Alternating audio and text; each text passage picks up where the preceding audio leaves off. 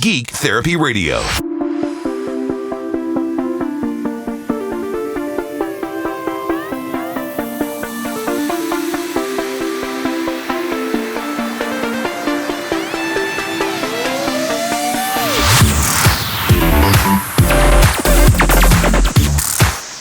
Welcome to the Geek Therapy Radio podcast. I just got done streaming another Microsoft Flight Simulator 2020 session, and a few of you joined me on there. Thank you so much. It was a lot of fun. I tried to see if I could take off in a jumbo jet, in all the jumbo jets, from Telluride Airport, which is a give or take about 9,000 feet in elevation. And the runway is also about 9,000 feet long, but it's still not the territory of jumbo jets. A 787 and a 747, or even an A320 or 737 doesn't have business in Telluride. I'm not going to say that, I'm going to check. Actually, yeah, I'm going to check real quick to see if Telluride takes any jets of that size, a 737 in Telluride. Hold on one second here. Okay, so the runway is actually about 7,000 feet long, not 9,000 feet long, about 7,000 feet long. And I'm not seeing anywhere where commercial airliners are flying in and out of Telluride. These are puddle jumpers. They're some of them are jets, the smaller jets, the Lear jets and the Cessna Citations and what have you. Those will definitely fly in and out of Telluride all day long. But I'm not seeing any jumbos. I'm not definitely not any 747s or 787s. And that is what I was flying out of it today in the stream with mixed results. I got the 747 out of there successfully in the game. I took it down to 20% fuel. What I was going for is maximum payload. I wanted to see how much payload I could take out of. So I'm figuring like loading up a 747 full of people and their luggage and seeing if I just reduce the amount of fuel, if I could take off out of Telluride. If for some reason I can't foresee any time this would happen. But if a 747 was having problems over Colorado and had to be diverted to Telluride Airport, that was the scenario that I was kind of envisioning in my head. Now, in real life, would a 747 be diverted to Telluride? I highly, highly doubt it, because Denver International is nearby, and Denver International abso-freaking-lutely handles jumbo jets. I've flown in and out of Denver many times. Anyways, that's what I was up to, tinkering with Microsoft Flight Simulator 2020 on the streaming on YouTube. A few of you came out, a couple thumbs down. I guess it wasn't for everybody. I was just sticking around. But anyways, it was fun nonetheless. What was I talking about? Oh, I wanted to bring you up to date on my daily driver. Those of you who care at all, I'm finally driving Raudi again. I got Raudi back from the shop. I had ordered, to quickly recap, the problem with Raudi, which for those of you who don't know is 2010 Audi S5, 6-speed manual transmission. Blah, blah, blah. The problem was I finally deduced that it needed a new brain. It needed a new ECM. Technically, it's called an ECM. Some folks call it an ECU. In other cars, it's called the ECU. But technically speaking, going by the Audi parts list, it's the ECM. It's the main brains of the computer. So I shipped my broken or faulty ECM off to a company in Florida to have them see if they could fix it, seeing if it was some sort of surface capacitor or surface resistor, something on the motherboard itself. It wasn't. They said the actual CPU itself, the actual brain, was fried, and they couldn't fix that because that's obviously a proprietary Audi part, and you can't just easily obtain one of those. The only way to obtain one is to get the entire ECM itself, which is what I had to do. I had to buy a brand new ECM from Bosch, an Audi original OEM part, and have that installed in the car. So in other cars, this whole process would have been maybe $700 tops in and out, because in a Toyota Camry or Corolla, the computer inside there, you could get them used all day long for probably around $100 to $200, if that, and bring it to the shop and they would just reprogram it to your car and you'd be in and out the door for just a few $100. Easy. Not in Raudi, and not just because it's a German car, not just because it's an Audi. It's because my setup is so rare. The options list for this 2010 S5 is so rare. It is far, far more rare than my DeLorean even. Audi S5s aren't rare, but a 2010 Audi S5 with a manual transmission and Audi Drive Select, that is ultra rare. They shipped maybe a few hundred of them to the United States in total in that exact setup. Maybe there were thousands of Audi S5, 2010 Audi S5, thousands of them, but only a few hundred, if that, 2010 Audi S5s with a manual transmission and Audi Drive Select. Lo and behold, that's what I have. And that computer, you need that specific part number in that computer for the manual transmission. 2010, they do not exist used.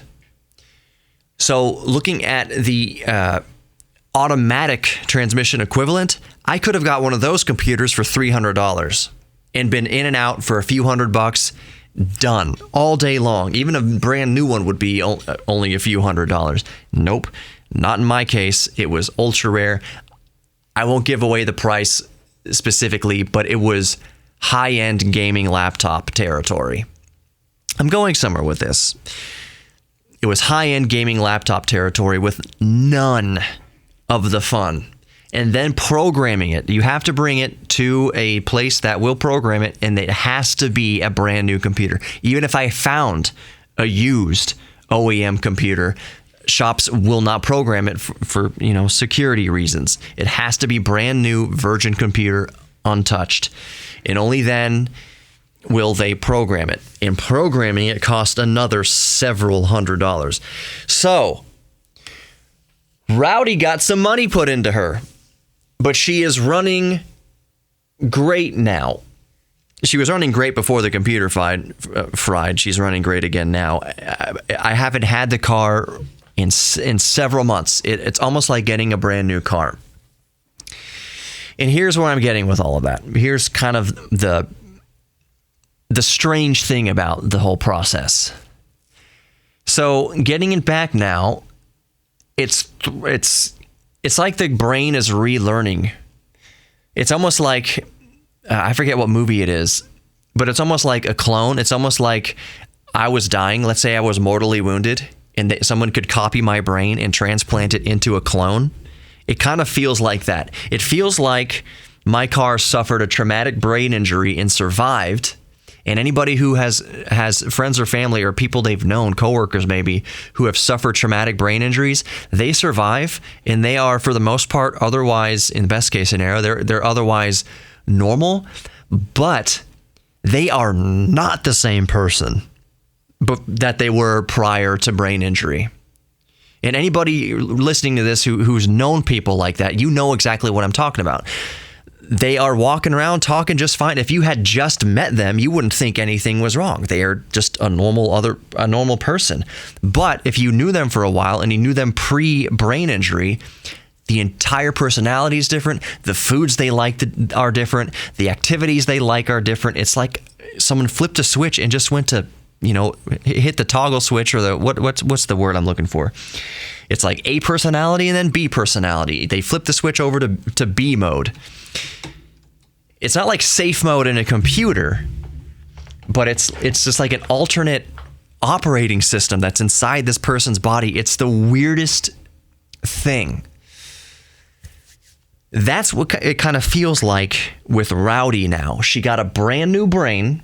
She was reprogrammed to the chassis, to the VIN number, to all the other modules in the car.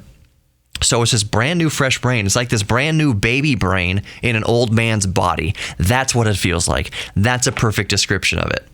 She has 143,000 miles on the odometer, and she got a 0-mile brain.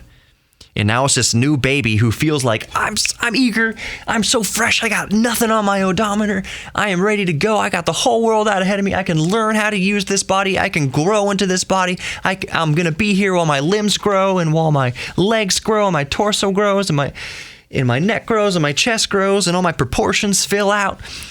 Wow. That's what a new car and a new computer is like. Now they've taken that new computer and put it into an old car, and it's like this little baby brain like, ugh, everything hurts. Why is this happening? Why am I being tortured like this? Oh, the engine, the firing order, the timing of the valves is not what I expected to be. It's not new. Oh, the wear and tear on the brake pads. What is this? The transmission, all the timers and oxygen sensors. Whoa. This brand new baby brain just tossed in this old, decrepit system. That's what it feels like. So every time I start the car, I'm just like, it's okay, baby brain. This is normal. Everything's good. Let's just take her easy. We'll bring you up to speed eventually. So the baby brain hasn't figured everything out yet. So I'm getting random codes and lights on the dashboard. So the lights on the screen that I'm getting that I never got before, here are the issues with the car that weren't there pre-brain transplant. So lights on the dash are ABS and parking brake. It says parking brake malfunction, and the ABS light stays on as well. I've done the research, and basically that amounts to a general error. It doesn't mean that there's a problem with the airbags, and it doesn't mean that there's a problem with the parking brake. As a matter of fact, the parking brake operates perfectly. There's a warning that the parking brake is malfunctioned, but the actual operation of the electronic parking brake is perfect. It's normal.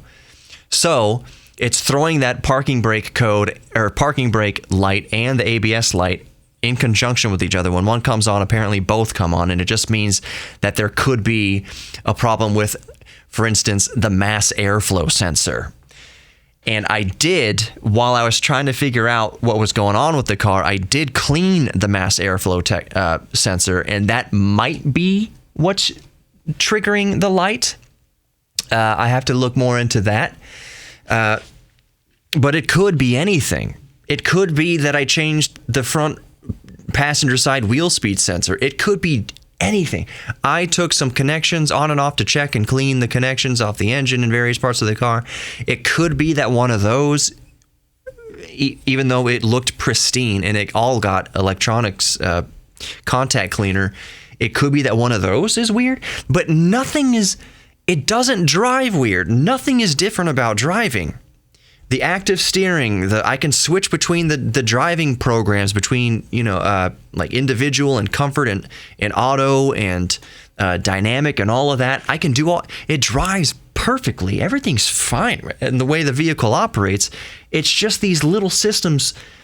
It's like the brain is learning it. So another example, for instance, is it has the backup sensor. When you put the car into reverse and you're backing up, it has the radar on it, and the radar will beep as you get closer to something. So if you're backing up towards another car, it won't have any beep, and then all of a sudden, the closer you get, it'll go beep, beep, beep, beep, beep, beep, beep, beep, beep, beep, beep, beep, beep, beep, when like you're an inch away.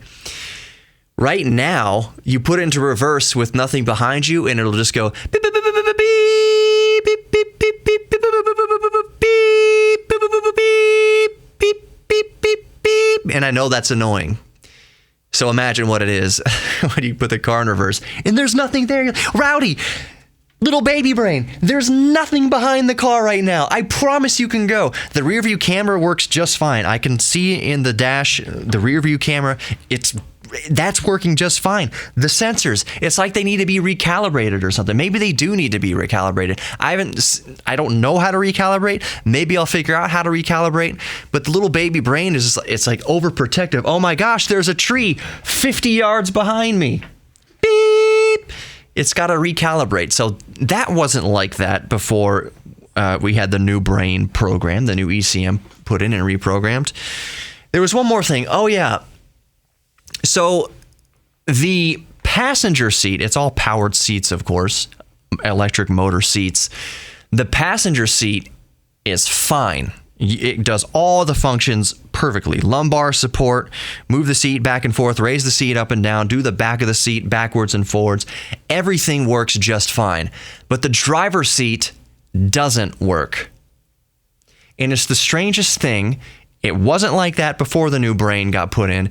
And I think what it is, I think I've deduced it down to... I think I've deduced it down to the convenience features. I've checked the fuse, and there's a 5-amp fuse that's called convenience features or whatever, and I think that's what stuff like the garage door opener falls under. I think that's what the definitely the seat settings for the driver's seat. The driver's seat has memory settings. There's like 1 or 2, or maybe it's even 3 driver's seat position memory settings. So let's say there's 2 people who drive the car. Let's say I drive the car and my wife drives the car, which she doesn't because we need to go over manual transmissions. I need to train her again on manual transmission.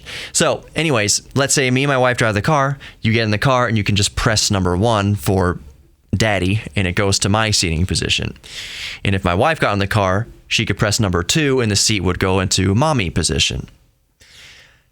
That's not working. So I press 1, nothing happens. 2, nothing happens. And even stranger is I go into the MMI, Audi's MMI, just the onboard computer, system on the screen, and you can go through all sorts of selections. You can go through like windshield wiper stuff, daytime running light stuff. All the basic operations of the car are in the media center. You can select various things in there. The seat memory menu is grayed out. That wasn't like that before. So that tells me that the motors are likely fine, but something else has happened. When it was reprogrammed, it might have possibly not have been reprogrammed with the seat's memory functions. It might not revert back to 0, or maybe that's what it is. Maybe reprogrammed the seat back to a neutral position, but since the seat was left in my driving position, that it senses in the sensors that it's not right, it's not aligned correctly, so it's not letting me adjust the seat because the computer doesn't technically know where the seat is. I bet you that's what it is.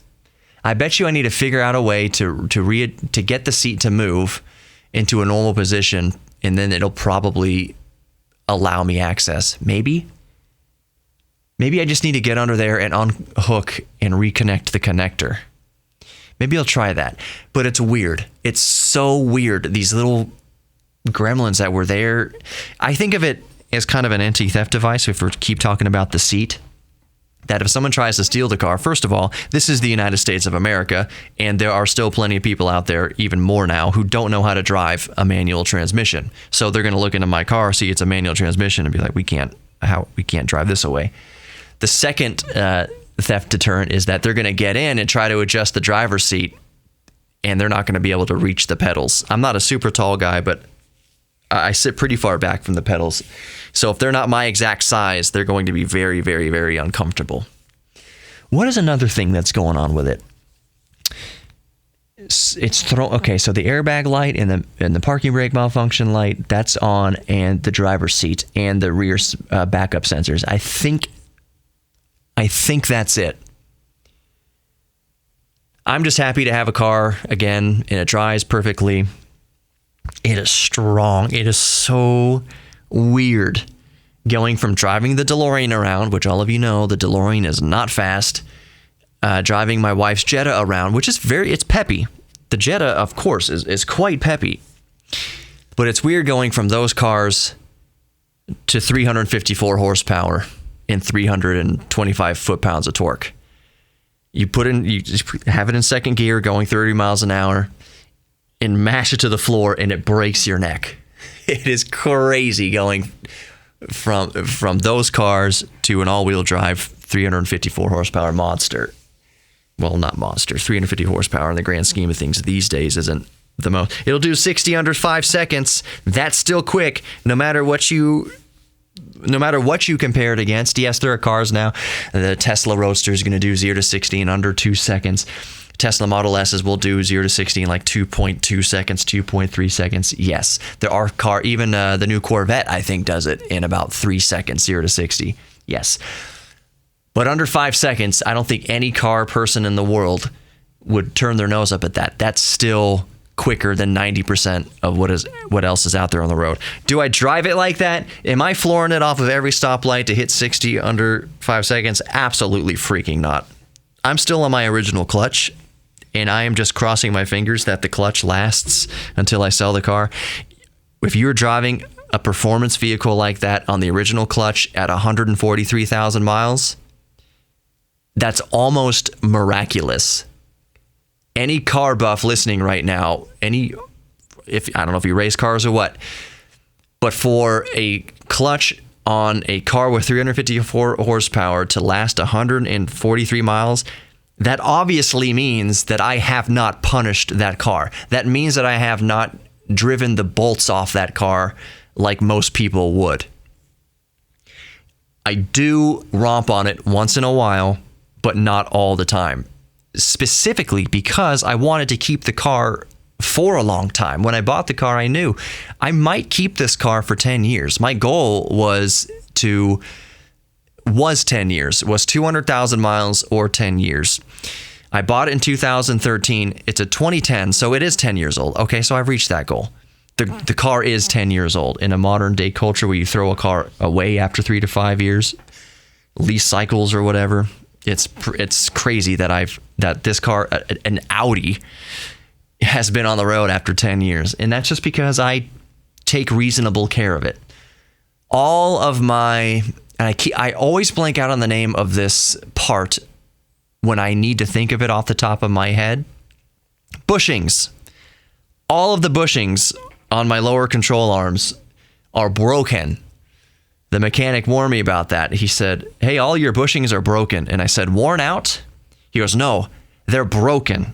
And so I looked under the car and I could see, oh yeah, they're definitely broken. It's not just that they're, it's cracking rubber. Bushings are basically rubber, and it goes between two metal points. It's like a hip joint, kind of, sort of. It's like cartilage in your bones. And looking at that, it's broken. It's not just cracking. It's actually deteriorated so much it's just a broken, crumbly mess. He's like, yeah, all of them are like that, so just heads up. And I don't know how much that's going to cost to fix. Who knows? It's nothing critical right now. He said they're broken, but I really don't hear it too much. If I drive the car a lot in a day, I'll start to hear the ring, like if I go over bumps and steering. But just normal driving back and forth to work, I don't put enough wear on them right now to hear the groans from the bushings. Why can't I ever remember that? Anyways, so Rowdy's fine, and the end point that I wanted to make of all this, I just was really trying to get to the point I was trying to make was that I put a new brain in the car, and it feels like the car got a lobotomy. It's figuring itself out again. It's like it's got a brain injury. I keep pushing the car. The end point of all this is I keep pushing the car because I know that the next car I get, in all likelihood, this is ideally how it will go down.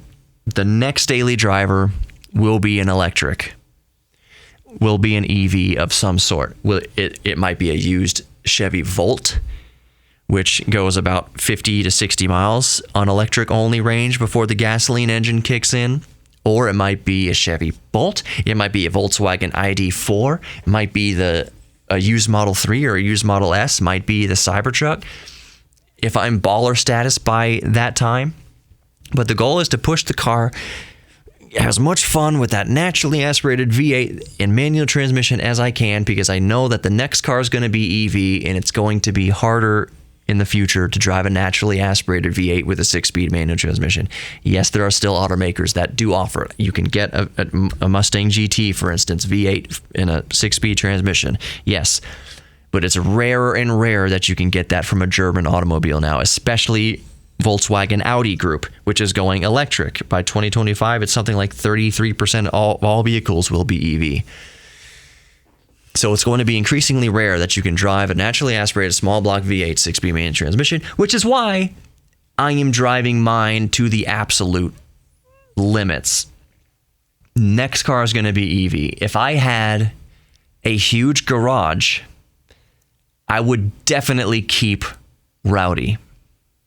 If I just had infinite garage space, at one point in time, I fancied the idea of keeping Raudi as the hot rod, have the DeLorean as the collectible, have Raudi as the fast, weekend car, maybe take it to a track, like a track car, and then have a third car as a daily driver, plus my wife's car. That's 4 cars. That's ridiculous. It is ridiculous, but I'm also a dude, and the only thing limiting that decision is garage space. One of the many shower thoughts that I have is thinking, we all have this thought, what would I do with $1 million? Maybe you're listening right now and you are a millionaire. But for the rest of us, we have these shower thoughts. What would I do if I was a millionaire? So what would I do if I had 50 million US dollars and I was just a 1%, part of society, and I had $50 million? What would change about me with that $50 million? What would I do? And the conclusion I always come to is that I wouldn't dress differently at all. My wife would still have to bring it to my attention that I need to buy a new shirt or new underpants or new socks. She would be the one that was on fashion patrol for me, because having $50 million would not mean that I would go out clothes shopping anymore at all. It might mean I'm so distracted I just never go clothes shopping, and it would entirely fall on my wife to buy me new t-shirts and jeans and remind me to wash them.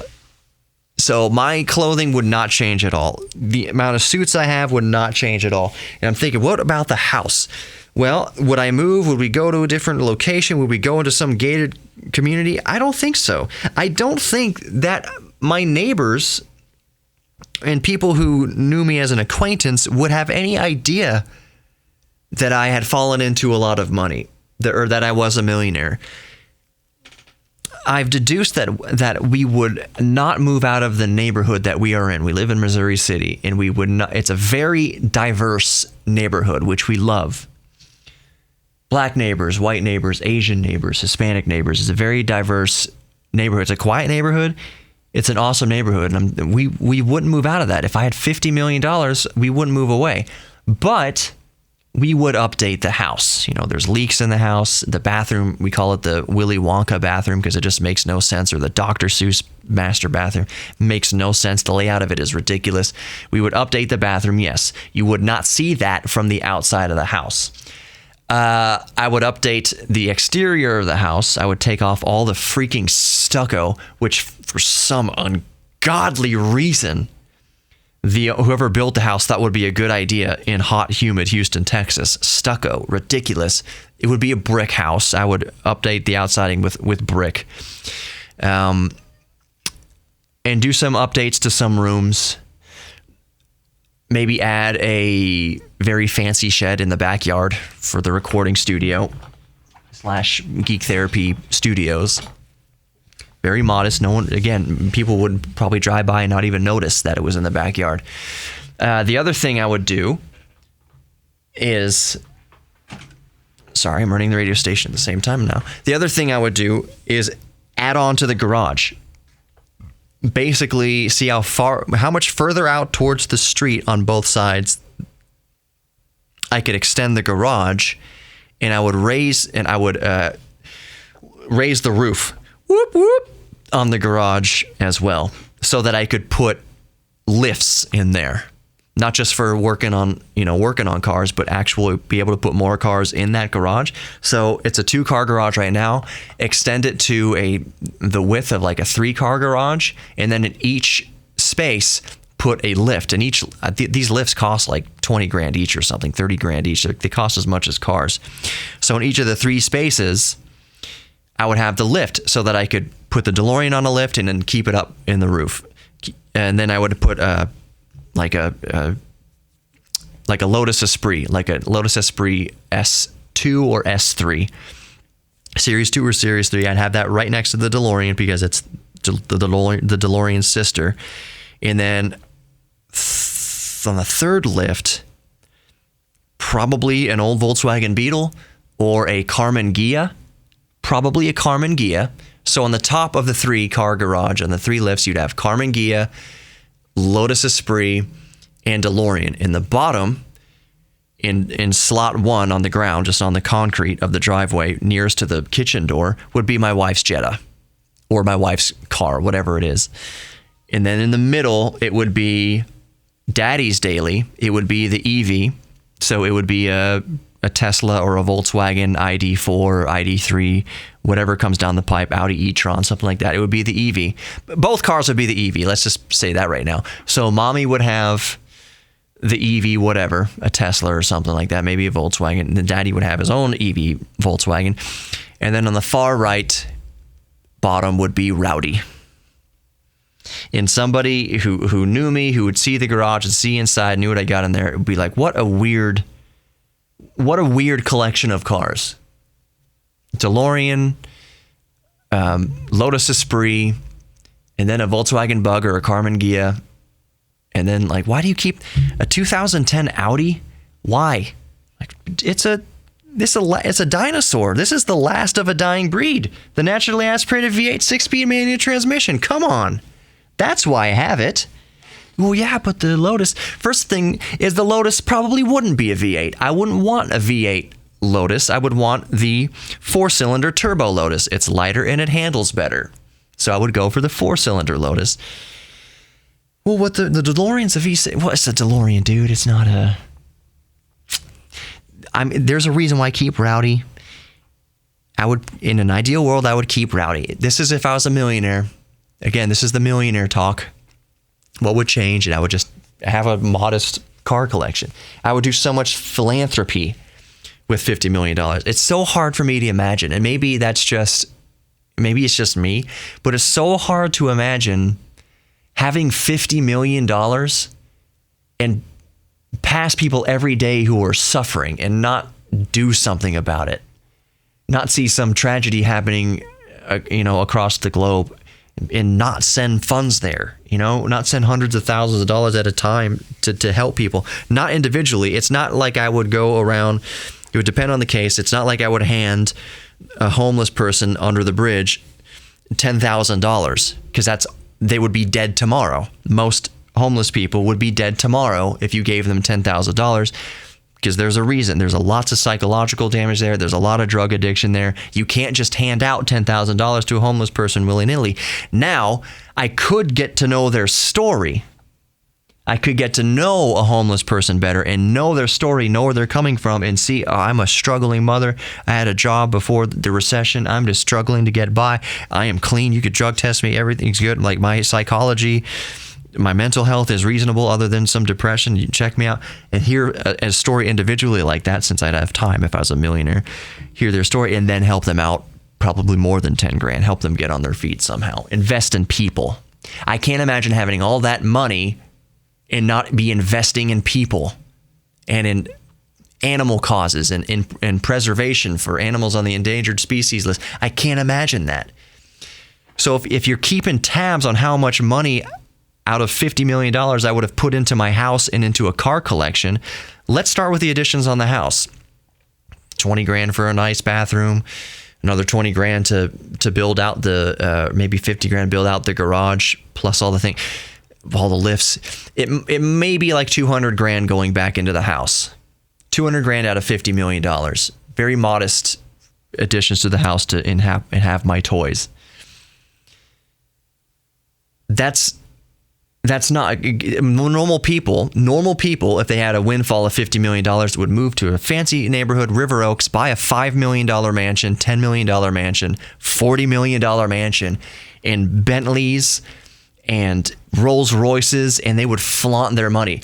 I'm not even saying I would go out to eat different. I would pass by McDonald's and be peckish for McDonald's and get a double cheeseburger. I can't picture my life changing that much.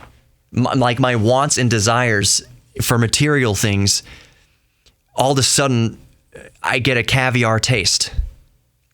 I don't foresee that happening. I think it's one of those things that, obviously I haven't experienced it, may never experience it, so I can only cross that bridge when I come to it, but I just can't think of like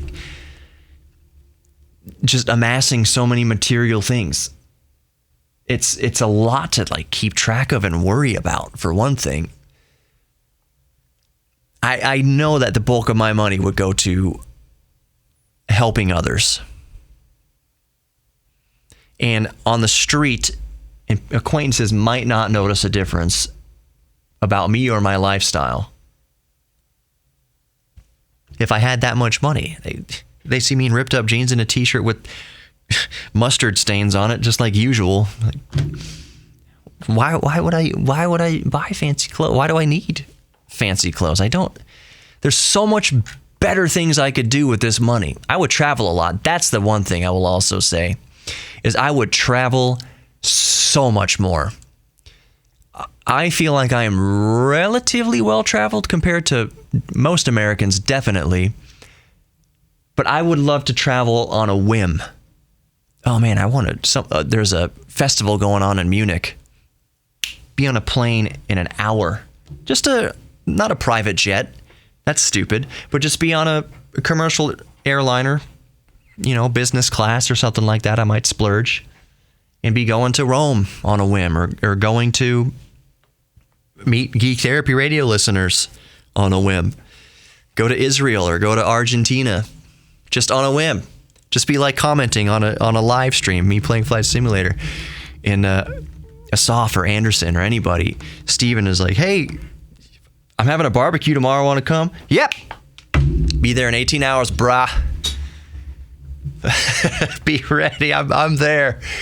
That'd be so cool. Oh, that'd be so cool. Anyways, I think I'm going to wrap up the podcast now. We're seeing some, I didn't want to get into 3090 stuff. Linus and MKBHD have released videos of them gaming in 8K with their RTX 3090, and it looks awesome, but we don't have benchmarks yet. All I can say is I am definitely going to be holding out for a 3090. And again, that's not anytime soon. It's going to be $1,500. That's even if you can get it now. It's going to be a while. But I figure I might as well just save up and get the 3090. And that might mean that I would need to upgrade friggin' my monitors and stuff too to take advantage of it. You playing Flight Simulator like a pleb at 1080 with an RTX 3090? I don't think that will do at all, sir. But we'll see. We'll see about that. I cannot wait to see benchmarks for the 3090. Oh my gosh. Oh, it's going to be so great. Anyways, thank you for listening to the Geek Therapy Radio podcast. Just me telling you stories today. I hope it were fun. Hope they were fun. No matter what, you are worthy of love. You are worthy of giving love. And you are worthy of receiving love. And you are worthy of your own self-respect. Asaf, by the way, thank you so much for sending me that link to your awesome new 3D printer. And the link to the stream you did. That was awesome. And that has really lit the fire under my butt to get a 3D printer for my tinkerings. So I'll let you guys know if and when that happens. But anyways, Asaf, thank you so much for sending me that. If anybody else wants to send me anything, interact with me in any sort of way, geektherapyradio.com, Geek Therapy Radio on Twitter, Facebook, Instagram, YouTube, all that good stuff. I love hearing from you guys and gals. Thank you so much. You're all over the world, too. That is so amazing. I don't want to get too sidetracked on how amazing that is, but it is amazing to hear from all of you all around the world. I love you all. Thank you so much for listening, and I will talk to you so soon. Peace.